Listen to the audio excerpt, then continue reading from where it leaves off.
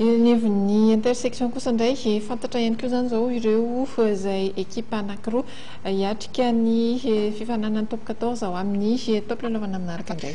Ny Stade Olympique de Lemirna sy ny JST Anambondrona no tafita ao amin'izany dingan'ny top 14 izany.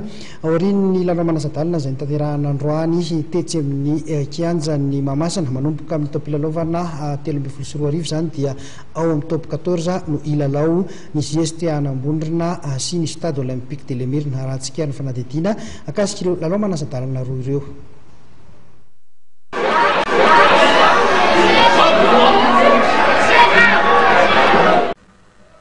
Ela tafaveriny indray ao amin'ny Sokajy Division voalohany elita voalohany Stade Olympique de Lemirna sy ny JST Anambondrona. Taoriny ny lalao manan-tsadalana androany tetsy Mahamasina fananana tafiditra ao anatin'ny intersection.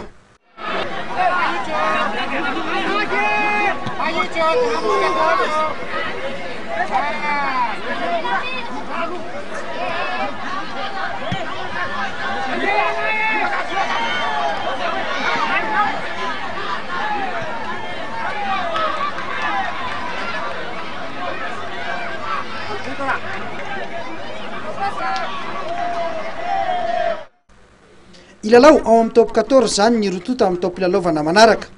Ity arahantsika amin'ny sary ity dia ny lalao manan-tsadalana voalohany izay nikatrohany JSTA manao akanjo maitso sy ny Amazona manao akanjo fotsy. Ny JSTA Anambondrona teto no nivoaka mpandresy tamin'ny isa 7-9-12. Lalao izay azo lazaina fa tsy dia niady loatra, zareo avetsy Ambondrona ny tena nifehy lalao hatramin'ny voalohany ka hatramin'ny farany.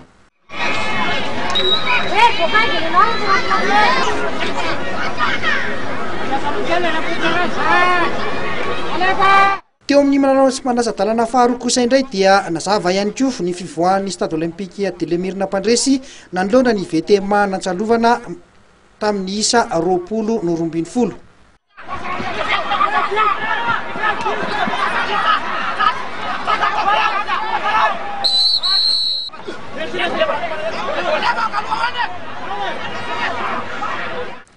Teo amin'ny fidirana voalohany ihany no tena niady ny lalao sy ny fandanja tsara izay nisaraka Atsala 7-9. Zareo avetsy Antsalovana no nokatra ny isa izay nitarika tamin'ny isa 4-0.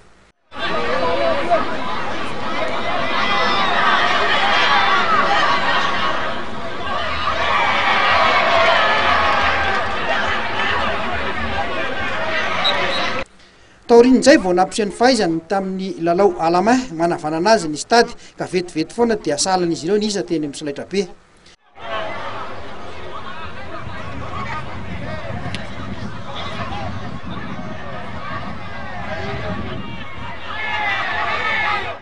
Teo amin'ny fidirana faharoa dia nanindry mafy ny stady izay hita ho nanatombo teo amin'ny tanjakarabatana ka mora foana ho azy ireo no nibata ny fandresena.